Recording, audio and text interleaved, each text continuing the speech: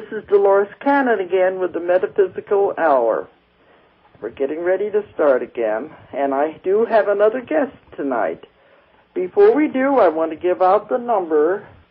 They have the new number now that is free, and it goes all over the world. Anyone in the world can call in on this number and be on the show if they want to.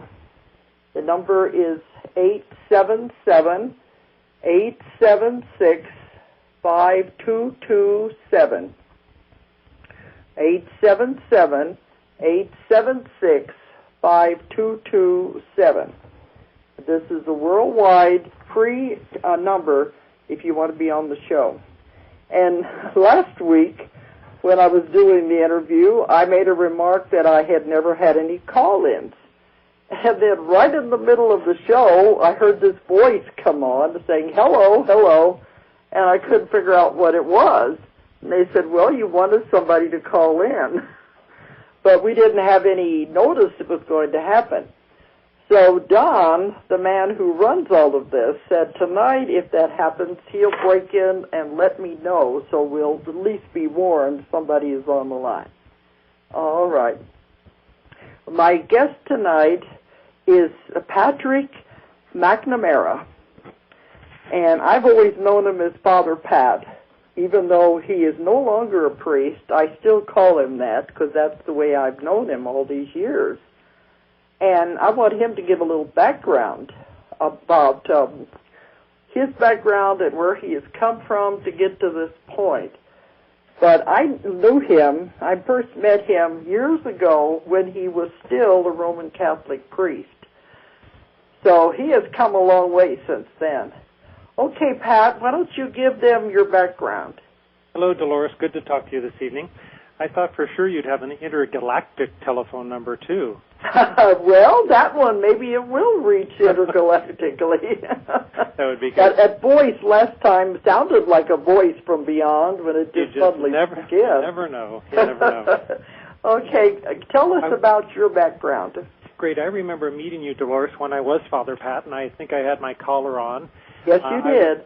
I was a Roman Catholic priest in the Diocese of San Diego for 15 years. I was actually raised Episcopalian, but since my dad had been married before, the rules of the church said he couldn't remarry without an annulment, so I was raised an Episcopalian as my mom was. And then when I was in law school, I happened to be living with a Catholic family, and I just felt this push to go to Mass with them one Sunday and just kind of see what it was all about again, because I'd been as a little boy with my dad. And I found a wonderful community. They were singing, and they were smiling faces, and everything seemed to be on the up and up. And so I thought, well, I'd like to investigate this a little bit more. And I just continued to feel the push inside to share this goodness and this happiness and this godness with other people. So I chose, when I was in law school, to go into the seminary and to learn more about how to share this message of an unconditionally loving God, because that's basically the conclusion I'd come to back then. That's what you thought. You thought that anyway. Well, I thought that. Right? Yes, at the time. Okay. Yeah. And then I think everything's in divine order, so I can't say unfortunately. I could say what happened in the seminary and eventually getting out into the parishes, into the trenches, as I usually say, Well, it was quite different than my ideal. You know, I thought everybody was singing songs and smiling and loving one another, and I got into a little bit of the politics of it, the history, the secrecy, the rigidity, and the rules and regulations of the church. And so I was trying to balance that out with my message of love. And I think one of the ways that I did that was to be open to and explore alternative belief systems, alternative ways of expressing how much this God loves you. And that got into the areas that are in the book. Uh-huh. But this is not what the church encouraged, though. Oh, not at all. And, you know, I think I was really blessed because I only got called on the carpet once from my pastor when he found out that I was table tipping, and somebody had turned me in to him and said, well, he's having seances. So I said, well, no, that's not really happening. And he said, well, amazingly so, as a priest, he said, I'm a scientist. I taught science in Catholic high schools, he said, and this is hard for me to accept and believe, so it makes me nervous. So I would really, really prefer if you did not get involved with it. So I just said yes, and then continued on my way. And I had met Adele Tinning, who was a table tipper through Elizabeth Kubler-Ross, and all of these horizons were just opening up more and more from the four walls of the church. And you said you began to would go to meetings and to explore metaphysics? Right. The first part was basically with Adele Tinning, who was a table tipper, and she had monthly meetings, and I'd always be in the back. She would love to say that Father Pat was at her meetings because she believed that the churches were too limited, and she wanted people to see that some aspects of the church were not in this limited belief system. So that was me. And from that avenue, pardon me? Well, Pat, will you explain to the ones what table tipping is in case they don't know what you're talking about? There are so many, many forms of communication from God and Spirit, and this is a pretty, I'm going to say judgment here, archaic form of where Adele would put her hands on the table, and due to the conduit and clear intention that she had, she would ask the energy of Jesus, of any of the disciples. She worked with a lot of the disciples, or at one time my mother's energy came into the table, and the table actually tips up and then taps out the alphabet one letter at a time. So it was very slow, and if you went past it, you'd have to come back to it. But the messages were just fantastic about love and about a different path that wasn't... What kind of table did she use? People. You there? What kind of table did she use? You know, she used a regular kitchen-sized table, which was approximately, I'd say, 4 feet by 3 feet, but I've seen her lift a dining hall table, you know, one of those bingo tables, I always call them. Wow. She was just amazing, and she's a little old grandmother with arthritic hands, so she definitely wasn't moving it. I was thinking of a card table, which would have been a lot easier to bake. You know? Well, she eventually used that when she needed to, and but the trouble with that, well, I guess not the trouble with it, I was just led to expand beyond that into the areas of channeling. Because as opposed to getting one letter at a time, which takes a long time to get a message, we can allow ourselves, I found out that we could allow ourselves to be open channels and pure energy to receive messages verbally and right through us, as opposed through the means of a table or a pendulum or, in the old days, the Ouija board, all those evil things that the church thought were evil. They were just different forms of communication, but of course, you know, we have to use them with the right intent as anything. That's most important. I do a lot of work now in clearing the soul records, and it's very important. It's almost like saying a prayer beforehand. I go through a meticulous method to make sure that I'm getting in contact with the highest, purest information possible. And, you know, a long, long, long time ago, that's probably why the church, the Christian church at least, said that channeling and all the forms of communication with spirit were bad, because they didn't trust the common person enough to have this right connection. And so when they think that something isn't going to be used properly by the common man and woman, then they ban it. Say it's that evil. Makes sense. Yeah, but you also investigated the psychic surgeons, didn't you? Right. That was another, you know, I went from table tipping to channeling. One of my friends channeled, the one who we met, you and I together, Jackie, channeled Zarathustra. Oh, yes. That's where I first met you. Right. And up around Seattle.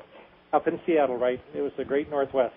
And she had a friend named Alex Orbito, who was one of the world-famous psychic surgeons. And this is really crazy with me with my collar on, and he's a devout Catholic, a Filipino psychic surgeon healer man who's a devout Catholic. He loved to have Father Pat there and put me on the table, and I actually felt his hand go into my stomach and come out. Now, I always put the caveat, because I know that some people think I'm crazy when I talk about psychic surgery. I think that there are a lot of fakers out there. There are in religion. Well, there's fakers in everything. In every area, exactly. So, again, we have to be discerning. But I've seen him without any sleeves on his shirt and nothing in his hands, and I've seen some miraculous things happen. And the point from there, almost like the point with channeling, is that, come on, the common man and woman need to wake up and realize that we're all called to be healers. We're all called to be communicators with spirit. And these are just methods that show us the way that we can do some of it. Well, you know, it's in the Bible, too, that Jesus said, you can do these things and more. He said, anything you believe, whoever believes in me and the one who sent me will do all that I have done and far greater. And that was, you know, for the people that quote the Bible, that's from John 14:12. And but then the church turns around and says, no, he's the only one that can do these. Only the priest can anoint. Only the priest can lay on their hands. Well, now they're saying that other people can do what is a charismatic healing. But basically, they're limiting to that. And what Jesus was saying is that anybody can do this. And in 2,000 years since he's been around, we haven't seen too many people raising the dead or healing the sick. It's very interesting, is the way to put it, as opposed to judgmentally. Right. So, you know, that was something, too. We want to continue, but there was something I remember you said when you first met me, that you had read my books about Jesus and the Essenes, and that you said you were using the information when you were teaching the young people in your parish. Exactly. But you weren't telling them where the information came from, so they didn't know, you know, that it wasn't part of the church teachings.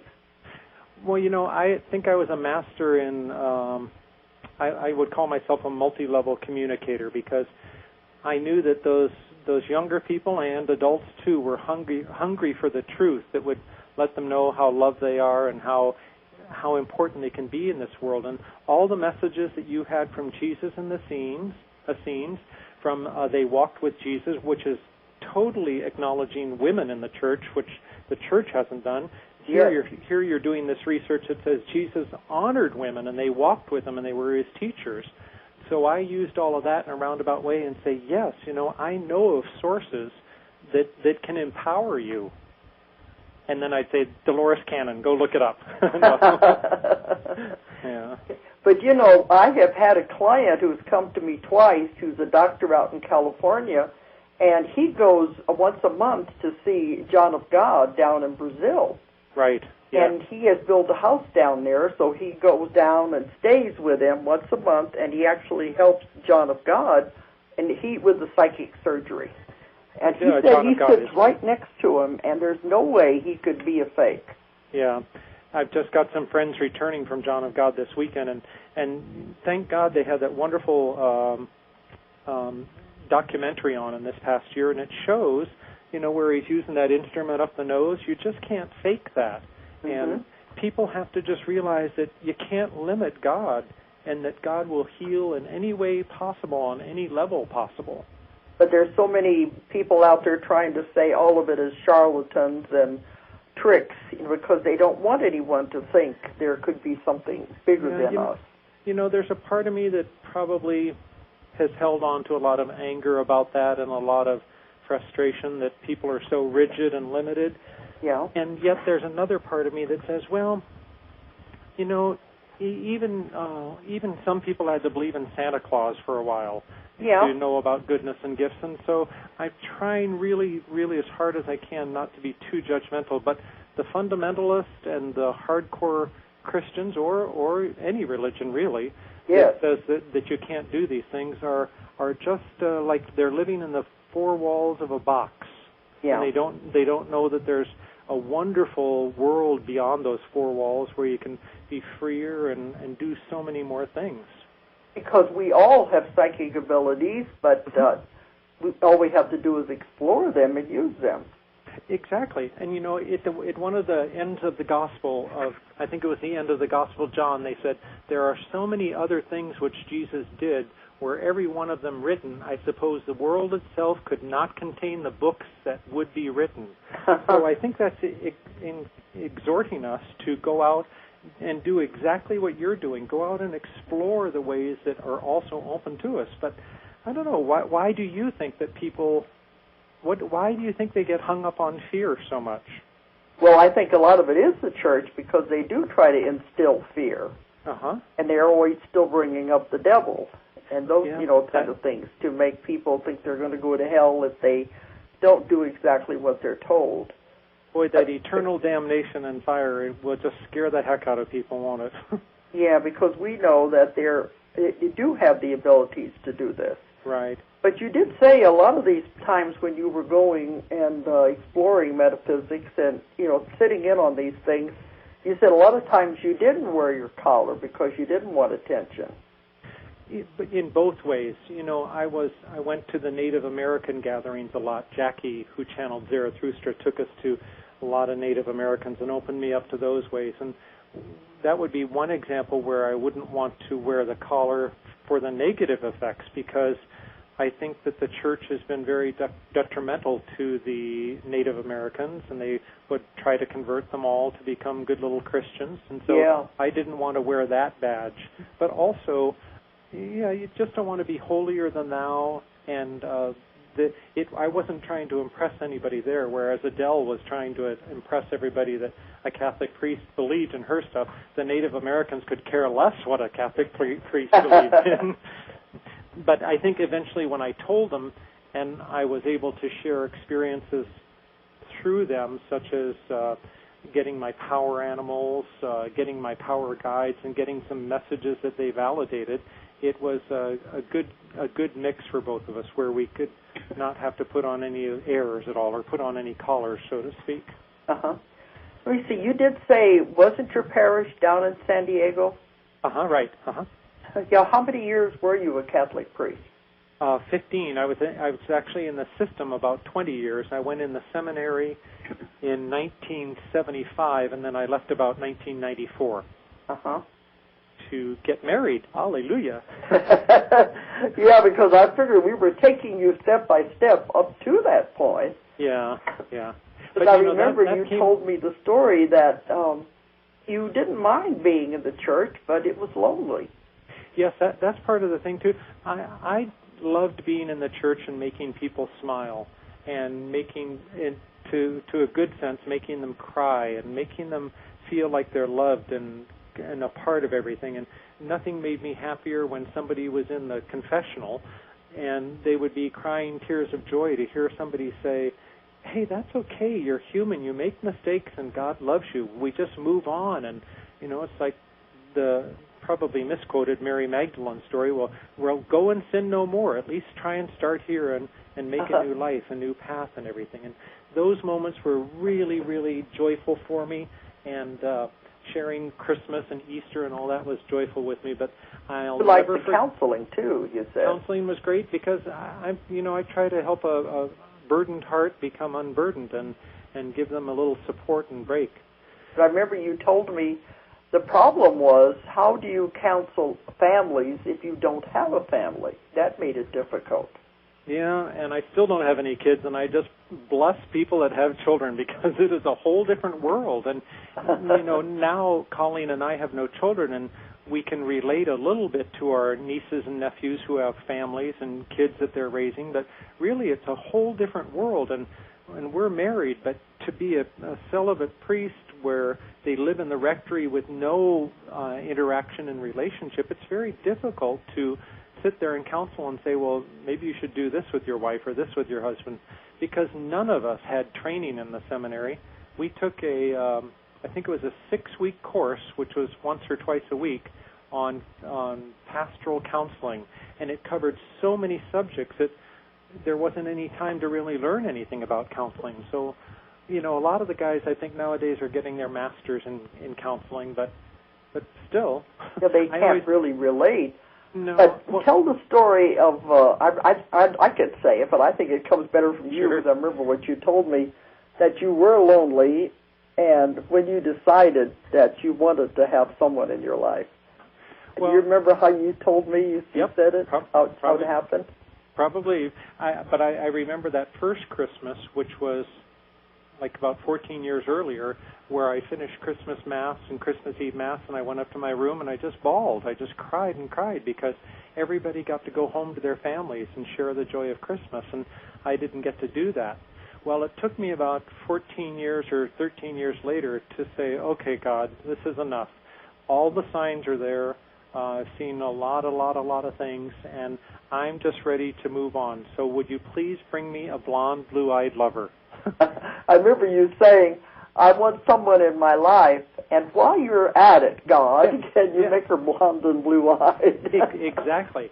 And, that was in, I don't know, it was maybe in May or June or something like that, and that's when I met Colleen in October. Yeah, they deliver quickly, don't they? Very quick. Well, I want things quicker than that, but that was very quick. That was much quicker. And it's amazing how, there's a lot of talk out now today about the law of attraction, and it's what one of the bottom line is what the genie says is your wish is my command. Well, when you ask something from God, Spirit, angels, whatever you call that now, if you ask and you intend it and you vision it and things like that, that's the way to bring it forth to you. So Colleen, on the other end of the line, was at home months and months before, where she actually made out a list of the perfect attributes of her husband that she wanted to draw in. She had 45 items, and she put that on her mantle next to an empty picture frame, and she said, "Okay, God, you fill the void. You take care of that." And so she was manifesting also. Exactly, and so on the eve of our wedding, she gave me the list, and she said, "See, Prince, what a good." She calls me Prince. She says, "See, Prince, what a good manifester I am. I got 44 out of 45 items on the list." So yeah, it's manifestation, right? Well, tell us something about Colleen, because she's not your average woman, I don't think. No, she's a goddess in skins. She was raised in a Mormon background, and that was challenging, similar to the Catholic Church, because it's all man-run, male-dominated. And she was a bright soul who wanted to learn more and grow and experience and to help be a part of the community. And in the Mormon Church, you can't do that. So eventually she just said, "Sorry, I'm not going to go by these rules, and I'm stepping out of the church." You were both in a box. Right, yes, yeah. We were both in a box, which was comfortable for a lot of people and warm and cozy and things like that, but we knew deep inside that there was something out beyond that box. And she, as a woman, was so honoring, I think, to her soul and her spirit to be able to step out of that box. And she did that, and then two like souls met. Isn't she a businesswoman, though, isn't she? She's a fantastic businesswoman with a bent towards spirituality. So her businesses that she wants to create and is creating, and projects, are to help the world be better stewards of their world. So cleaning up water in countries, or cleaning up the sewers, or adding low-income housing, things like that. So she's a great businesswoman, but I think with all of us, she's got that bent towards spirituality, which is her awareness that we're in a deep relationship with God and Spirit. Because I remember you saying that she was very intelligent and very much into business. So it was like the two of you were really two eyeballs that you wouldn't thought would never have got together. Yeah, yes, and in many, many ways, I knew the first time I sat down next to her at the channeling session, she was with her ex-husband, who happened to be driving her out to Seattle, and I happened to sit down on the couch, and she was in the middle, and I felt a bolt of energy go through me, and I've never felt anything like that before. And so Jackie said, I said, "What's going on?" And she said, "Now just be patient, we'll see what God is up to." So if in my weakness or in my inferiority side looked at her and said, "Wow, what a fantastic businesswoman, smart, beautiful, all that," I would have said, "I could never match with this." But in my mastery, I realized, hey, we could be a good match, and we can be a sign to other people out in the world of what it means to love one another. And but I remember you did have a lot of problems, coming to terms with this idea. Yeah, well, because in the church, and you're not a little bit, but when I'd made that commitment to say, "Okay, God, this is time to move on, so send me the perfect right person," I had kind of had it with all the politics and the gossip and the rules and regulations and the way that the church was becoming more and more conservative. So there was almost a part of me that was unconsciously being magnetically attracted to her and just going with the flow without letting my mind get in it too much, saying, oh, I'm breaking my vows or doing this or that. So I really, luckily, went a little unconsciously into it through the avenue of love. Mm-hmm. So that was the good part. And, you know, it's been a continual growth. We just had our 11th anniversary, and we're still continuing to learn and grow with each other. And I didn't realize it had been that long. 11 years, yeah. Yeah, because I know when I've met both of you. It was way back then. Right, that was the first time. I think she was there the same weekend that you met me. I believe so, because I know it was at Jackie's conference up there. Right, we just live nearby that now, out by Mount Si at the Rainbow Lodge. We had a great conference there. Oh, so you're up there in the mountains. Right, yep. Okay. And I know you said you wanted to move from San Diego up into that area. Well, you know, actually, Colleen was moving down to San Diego, and that's when we kind of hooked up and started to become friends and going out to dinners and movies and kind of falling in love with each other. I fell in love first, I always tell her. And then I gave official notice to the church saying that I want to continue my active ministry beyond the four walls of the church, and the bishop kind of looked at me like, what are you talking about? And I said, well, you know, I want to get married. And so they're kind of in a bind at times. They just say, okay, take some time off and then do this. So eventually I left and got married, and we lived in San Diego for maybe 8 years. And I was a hospice chaplain for a while, which was very a great environment where I could just share the same messages. Yeah. But eventually the energies in San Diego and Southern California, they're really getting dense and busy and crowded, and so we decided to take some time off for a year, and we moved up to Central Washington. Because I know every time I go out in the L.A. area, it's the energy there is very heavy, very dense. It is, yeah. And I just don't want to be in. I go to California just to do what I have to do and then get out of there and go home. One of our friends was just there recently, and he said he sensed a rage, R-A-G-E, with people, that everybody was so underlying angry at life and at the pace that they had to go and the hecticness, and it just seems like they're just in a rage down there. Well, you know, there's many people are moving to where we live here in the Ozarks. And they said they're leaving the coast. They want to get away from California. Yeah. A lot of them don't know why, but they seem to be moving in where we are here in the mountains. And we used to be isolated, but people do want to get away from the coast. But, you know, it makes you wonder, do you think, well, there could be many reasons, but do you think they subconsciously know something's going to happen out there? No, I'm not too much of a fear, not too much into the Scalian map and the fear and things like that. I believe that everything's going to work out pretty smoothly. Yeah. I could edit all that. But, you know, I think that there are other reasons why they move. Like, we're in Seattle, and it still is close to the coast, but the trees are so alive here. There's so much oxygen in the air. And you think it's just having so many people so cramped into those areas. Yeah. That's why the energy is different? I think so. I think definitely so. Right. And it could become a paradise too. Now, who's to say that some catastrophic thing isn't going to happen and lower the population of planet Earth? That could happen, but I think, not to say that we're better or enlightened or anything, but I think we're just choosing to stay in a dimension where none of that will happen to us. Yeah, that's what I'm writing about now in my last book and lecturing on. It's called The New Earth. You know, we're going into the vibrations and the frequencies are changing as we do shift into the New Earth. Well, great. Get that book out soon. Well, it's already out. But The New Earth? Yeah, it's in the Convoluted Universe book too. We love that book, and we've quoted out of it before. I thought you were going to do a next one because. Oh well, you know, I probably will because I'm getting more information. I'm sure you will. But you know that is in the Bible too. It does talk about that. Those left behind and Revelations. All of that goes along with it. Well, you know, I used to preach as a priest. I used to think that people would think that I was crazy, but I said I really believe in the second coming of the Christ will come, but it's not going to come through Jesus coming down on the earth and saying, here I am. Yeah. It's going to come to all of us, awakening up to the fact that we too are called to be Christed beings and to do everything that he did.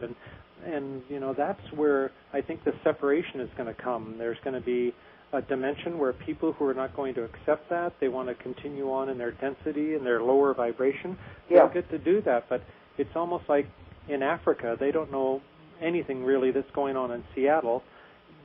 The lower vibration people will not have any idea of us living on this new earth that is very, maybe even in the same place as the old earth. Who knows? But there's nothing wrong with that. It's just where everybody is going to be in their development. Exactly. And I felt the same thing. I just got back from India last month, and it was a very heavy, very dense energy. Yeah. But the same way, with so many people crowded into such a small area. But I think, like out in California, too, you do have the rat race. Everyone is just, it's so hectic, the traffic and the people, and you do get to pick up on that after a while. And plus, with the photon belt or whatever is causing this shift in time and how everything speeds up so much, it makes them even crazier. Oh, yeah. I feel it when I go to New York, too. I try to stay out of these big cities as much as possible. Right. Well, I think when people get more and more the message that you're preaching, so to speak, that I'm preaching, that we are one with God and that the kingdom of heaven is within us all, and we start honoring that and living that out in our actions and our words and all those, our relationships, then it will maybe it will manifest the reality of the kingdom of God on earth now. Yeah. It's heaven on earth. What's our Father who art in heaven, hallowed be thy name, on earth as it is in heaven. Yeah. So. And see, that was what I've told people for many years, like you were saying about it won't be Christ returning as a person. Right. It is more like a Christ energy, a Christ consciousness that will spread. That's what I've been told. It would spread all over the world, and any of those who would accept it and understand it, that would be the second coming. Yep, I agree. And when I went to go visit the pyramids outside of Mexico City called Teotihuacan, that was called where men and women became gods. And that belief system thousands of years ago was trying to instill in people that they can have this Christ energy. But I knew that way back then they weren't ready to live that out, I guess, in its fullness because they aren't around anymore. But I think this time it's going to be something really different and magnificent and wonderful. Mm-hmm. I'm hoping. Yeah, and those that are not ready, that's all right. They will stay with the old earth to work out their karma, and then they'll be ready to go on somewhere else. Yeah. There's no wrong or right with it. It's just where we are in our stages of development. Exactly, and I think it's, I don't know about all this karma stuff, but, I would say it's when people can eventually awaken to the fact that they are one with God and that they're beautiful spirits. So maybe karma or maybe those old programs and lessons which I work on clearing out of the soul records prevent or slow down somebody from this awareness. But I think it's an awakening process that people are being called to. Yes, because that's what I'm getting now. I still do lots and lots of clients. And a lot of what's coming through now when I'm doing the hypnosis is that they don't go to past lives anymore because it comes out in the session that the past lives are not important anymore. Wow. Focus on now and where we're going from here. Yep. And so I'm getting a pattern of that. So things are definitely changing. And so is it their soul that's trying to tell them, like during this session, we aren't going to go to a past life, but we're going to give you ideas about who you are so you can go forward? Is that what happens? Yeah, because you might call it the soul. I speak to more or less like the higher self, the higher consciousness, the oversoul, whatever you want to call it. That's what I speak to when I'm doing the sessions. And it comes out and tells us which direction, what we're going to do in the session. And we have healings. A lot of things happen during the session. Right. But it's happening more and more now that it's saying, don't worry about the past lives. That the karma has been dealt with. We don't need to even go there. And we are be more concerned with what's happening now in the person's life and where they're going from here. Exactly. So I think it keeps happening with my stuff. If it keeps happening through so many different people, then I think it has validity. Because these people don't know each other, but yet the same information keeps coming through. Yep. I believe that's very true. And I'm seeing more and more people when I go to clear their soul records, which includes past life, that it's really cleared really easy, and then they may still have the same issues. So I'm saying, well, it's all cleared. You are, I anoint you now as a conscious being to say you make the choices that can help you this way. Because it's time. We've been caught in the wheel of karma for too many years. Yeah. You know, when I said that in my book, too, churches always saying Jesus came to save us. I said the only thing he came to save us from was the wheel of karma, because we were caught on it, going round and around, making the same mistakes, not learning anything. Yeah. And he was trying to show us how to get off of it through love. Yep. And love is the greatest power there is. It is, and he was trying to save us from our false beliefs, from our imprisonment, from our oppression that we do to ourselves and others. Yeah. Yeah. And the church took that and twisted it to where that message never came through. Yeah. Well, I always say it's a holy Bible, and there are a lot of holes in it. But that's a good way to put it. Yes. There is some holiness. There is some good stuff in there.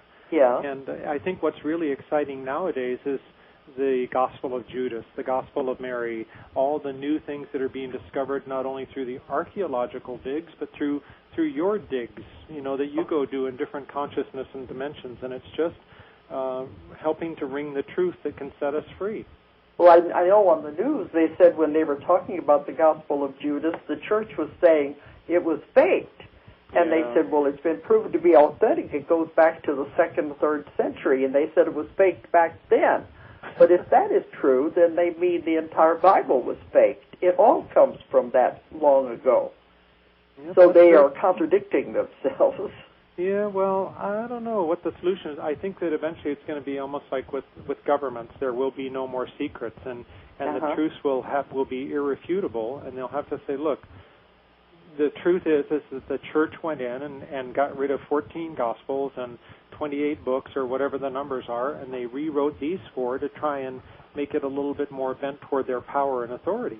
Yes, and that happened in the 3rd Council, or the 5th Council, or the... I think it was the Council of Nicaea, somewhere back then. And it was about 300 or 500, somewhere in there is when they did all of this. And, there are people out there that deny that ever happened, but it is a matter of record. Right.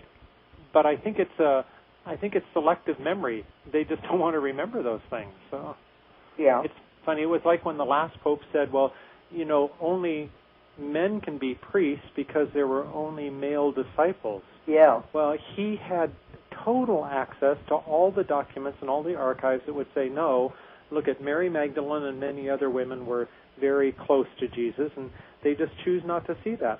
And it must not be in my the right books, time. I found that he had many, many women followers as well as disciples, because women were better able to understand what he was talking about from the metaphysical point of view than the men were.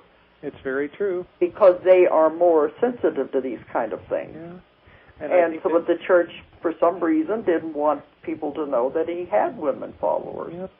I guess it was all a power game, but, it was.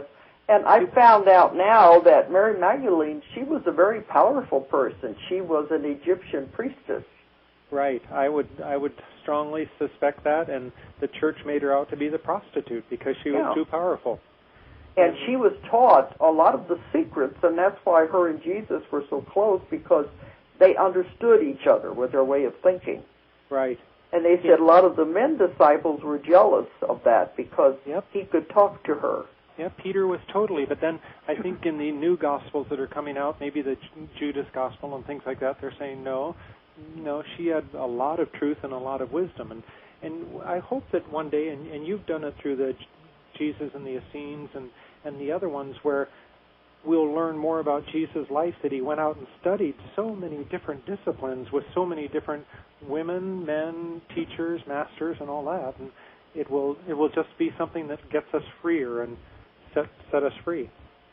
And, you know, when I did my research, a lot of it was sent to me, books that are very little known, that nobody knows about. I think I called you one night and told you about the one that was sent to me, where it talks about what happened after the crucifixion. And Mary Magdalene was responsible, her with the 12 disciples that were remaining, and Joseph Arimathea and Lazarus. There was a whole list of them. They were responsible for forming the first church in England. It was actually there by Glastonbury. Yeah. And, you know, a lot of people don't know these things. And she was instrumental in helping in all of that and starting churches in France and Spain. Yep, and I think that that's all going to be authenticated and confirmed as time goes on. I see it now on the travel station or the history station where they're at least talking about these things. Yeah, it's like they're no longer bound up with this secret. You can't talk about these things or you're going to hell. You know? Yeah. But I found some interesting things out about Judas that I'm wanting to see if it's going to come out in this new Judas Gospel, was that Judas was the scribe. He was the one that followed Jesus around and kept the records of everything that he did. Interesting. And it's always been said that there were no written records. But maybe some of this did survive. I'm sure it did. It's been repressed, but they'll find it eventually. But maybe that's part of this Gospel of Judas, is the records that he kept. Yeah. And what a surprise that the betrayer turns out to be the scribe. You know, I think even if you wanted to play that game to say he was the betrayer, there's a whole divine plan and act and everything, and so that would have made him all a part of the act. So why make him out to be the bad guy for such a long time when in reality it was all a part of the play? I know. That's what I write about in my last book, was that when the people go through the death experience and they look back, they'll say, it was just a game. Yep. Yeah. It was just a play. I could see all the actors on stage and all the ones in the wings getting ready to come on stage to play their parts. But they said when we were there, it was so serious. Well, what do you think makes people not get that message, that it's all a game and that you can choose and you can laugh and just set the stage? What have you found to be the number one reason that's, now that they know that truth, that prevents them from living that out? Well, I think, you know, we get caught up in the game. We get caught up in the illusion, and we forget it is just an illusion. Yeah, I was really depressed one day. I can picture the exact intersection. I was going over to the Catholic high school teaching, and I was frustrated with something and really down, and I looked up in front of me, and there was a bumper sticker that said, "Don't take life so seriously. You'll never get out alive." And I thought, wow, we're taking life way too seriously. Yeah, because, well, see, I do a lot of work with swamis, too, in ashrams. You know, I talk with everybody, everywhere. And one of them was telling me their teachings with, I think it was Sivananda is their teacher. He was talking about that he went to a movie, which he didn't usually do. It was a horror movie his friend wanted him to go to. And he said everybody was just screaming and hollering, and he kept saying, oh, that's good makeup. They made it look like this and this, and said, oh, they did a good job with this illusion. But he was able to see it as a movie where the others were getting involved in the illusion. Yeah. So he said that's all life is. We don't stand back and look at it like that. We get all caught up in all the things that are happening. But that's what it is. Life happens to us. And when you look back on your career from the moment you started all your past life regression things, can't you see that things are getting better and more people are choosing to see that illusion? Oh, yeah, because when I started out, they all thought past life regression was just for New Age kooks. Right. And now I'm teaching classes to doctors and psychiatrists and before boards of psychiatrists. Things are changing. And you're having big conferences. Oh, yeah. Everything is changing, and it's growing. Yeah. But you are still carrying on your work, even though you're not involved in the Catholic Church anymore. Yeah, only in the spiritual arena, though. I always say that the distinction between religion and spirituality is religion is concerned a lot with the what you do, what rules you follow, what you what you shouldn't do, and what you should do. whereas spirituality talks about the who you are in relationship to God and Spirit and all the celestial beings. And I think that I'm totally now over in the other ballpark. I've stepped out of the box and am no longer in the box. So I don't go to church on Sunday, and I don't go to Mass. I don't go do the sacraments or things like that. But in the work that I do in counseling, in energy work, in past life work, it's still doing the exact same thing, but with a greater bandwidth, a greater horizon, a more liberating belief system. You said you're still performing marriages and yes. And speaking at funerals, so you're still doing that part too. And that I kind of have to slip back into the role a little bit more and put one foot back in the box, because especially with the funeral, some people will want to have the religious overtones to it. Yeah. Marriages, they more want to kind of leave that out. That's why they've chosen me, is because they'll know that I'll talk mainly about love and God and how they came together out of some agreement or something. Yeah. But we do get caught up in those things, and I said that's where they're where they're supposed to be. Right. But one thing I always try to tell people that I don't like that the church did was bring in this whole idea of sin. Yeah. Because Jesus never knew a sinner. If you read the Bible, he lived with sinners. He walked with them. He ate with them. Yeah. He never condemned anybody. Never. And what's the kind of the synchronistic, or the how do you say that word? I can't remember. But the good part about the word sin is that it comes from the origins that say you miss the mark. And oftentimes we do miss the mark. We do fail to love ourselves, love our wives or husbands, and love our spouses or partners, and we fail to be kind to one another. But you pick it up and you start going all over again, because we forgive ourselves for that. We don't get guilty and hung up on it and worry. We say, okay, we missed the mark a little bit, now let's go ahead with it. And to focus on sinners, and Jesus died for your sins, and you're going to go to hell if you do this, or you don't eat this meat, or do eat that meat, that really misses the mark. That's what I think, because to me, that's what I've been taught writing about. Earth is a school. You come here to take classes and learn lessons. And in the meantime, life gets in the way. So you make a mistake. Everybody makes a mistake. It's not the sin that's going to condemn you. Hopefully you learn from that mistake and you don't do it again. Yeah. But there are some that don't. They just keep going in the wrong direction, over and over again. Mm-hmm. I think the greatest wrong, if you want to say it, is hurting others. Yep. In some way, thought or deed. But that's something they have to learn and to come out of that anyway. That can go from killing people in Iraq or whatever war it is, to hating your gay son or your daughter who's married a black man or something like that. So we're hurting people in so many different levels, and Jesus said you need to stop that. It's only about love. Love God, love yourself, and love one another. Because this is just a shell that we're in anyway. The soul has no gender. It has no race, no religion. It's just it is neutral, and it's experiencing. And it goes from, I always say, the suit of clothes. This is the suit of clothes you're wearing right now. Yeah. And once you begin to understand this, we're all one. That I think once you understand the principles of reincarnation, there is no judgment and there is no bias, no prejudice once you begin to put it all together.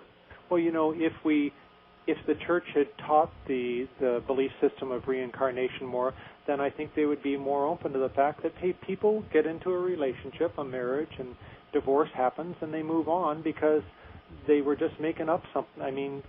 Doing some karmic stuff there and clearing it up. Or if there's an abusive relationship going on, you say, okay, maybe that's tied up to a past life, and move on, get out of it, and get into something healthy for yourself. So the philosophy and the belief system of reincarnation would help the church so much.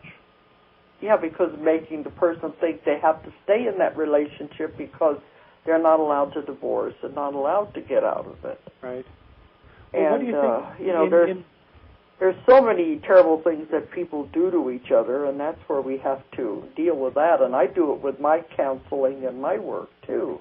Right. But well, from the stories that you've gained from your higher beings that you're talking to, do you get a sense that it's rapidly approaching to the fact where entities such as the church or wars and divisions and all the craziness will soon be gone? Yes, we're in the middle of all this now. It is a big change that's happening. Yeah. And even my books on Nostradamus, which I haven't spoke about those yet on these shows, wow. But on there he was talking about that the church would one day dissolve and perish because it was built on, he said, feet of clay and feet of sand. Right. The foundation was wrong. And Yeah, then eventually it's all going to collapse. But he said religion, if you want to call it that, will return to what it was supposed to be in the beginning. Exactly. And I think that was what Jesus was trying to tell everyone. It just got twisted and distorted. Yeah, I find no fault at all at people getting together to, in small groups and sharing the goodness of God and Spirit and what we're here to do. But, then when it gets into the rules and regulations and say you got to follow this and don't do this, that's where it gets askew. Yeah, because that's what I found. That was the way Jesus, if you want to, he didn't want a church. When their boy said that, he did not want a religion or a church.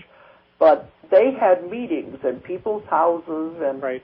and caves and on the beaches of the banks of the Galilee, and that's all they did was talk about these things, and they let anyone be the leader or talk. They didn't want any one person to be over anyone.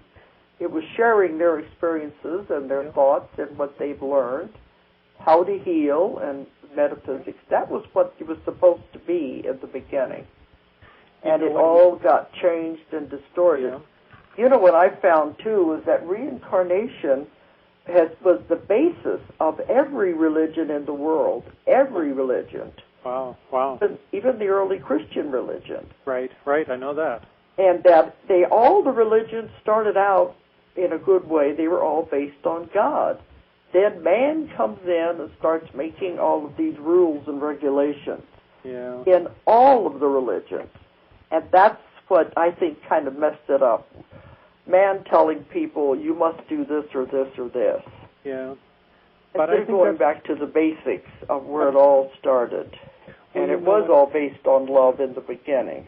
When I was down in San Diego, I channeled Joshua, which was an aspect of Jesus, and we did it for almost 2 years every month, and we kept a little, transcribed it. And he said, you should do a book, speaking to my publisher, you should do a book called Back to Basics. And if you didn't do the whole book and you just put it down to one word, it would be love. And it was these small gatherings where he would love to come in and kind of put his foot up on the chair. And he said, this is what I used to love to do, is sit around the fire and talk to people and just share the love of God and share the basics. And hopefully that's what we're going to come back around to. That's what I think. But right now I'm watching the clock, and I did Dr. Bonnet last week, and he said, boy, that hour went fast. It does go. But I do want to tell them that, I published your book was called Beauty and the Priest. Right. And it was the story of how you went through all of this and made your conversions, out of it's like a bridge. So you can go from Catholicism over to metaphysics, and you really can combine the two. Yeah, when I tried to write that was my point, was to say, okay, here are points in each one of these chapters where if you're going to stay connected to a Christian community or a Catholic community, you can still do both of them. You don't have to throw the baby out for the bathwater. So you're exactly right when you say it's a bridge. Okay, because I'm going to have to be signing off here, but I do want to say that Father Pat, I can't get out of that term. That's what I've known you by. He is going to be a speaker at our conference that we're putting on here in Fayetteville, Arkansas, the Transformation Conference. He's going to be here, and he'll be speaking. He's also going to be interacting with people during the breaks. So if anyone comes, they'll be able to talk to him. And I know we're going to have a wonderful conference. And anyone who wants to find out more about this conference, it's going to be June 3rd and 4th in Fayetteville, Arkansas. the Transformation Conference. And if anyone wants to find any more out about it, our telephone number is 1-800-935-0045. Or check in on our website, which is Ozark Mountain, OZARKMT.com. Now, Pat, as we sign off, tell them how people can contact you if they want to work with you. And I've got a website called Sacred Healings. That's Sacred Healings with an S, .net, and that has all my contact information there. Okay. All right, and I'm looking forward to seeing you in just a few weeks, Pat. I am very excited about reconnecting with you and sharing all this with people. It's great. Okay. And thanks for coming on. Okay, thanks a lot, Dolores. Bye. Bye. Good night. Good night. If you enjoyed the show, check out more of our other videos and be sure to subscribe and click the like button. Thank you for listening to the Metaphysical Hour with Dolores Cannon.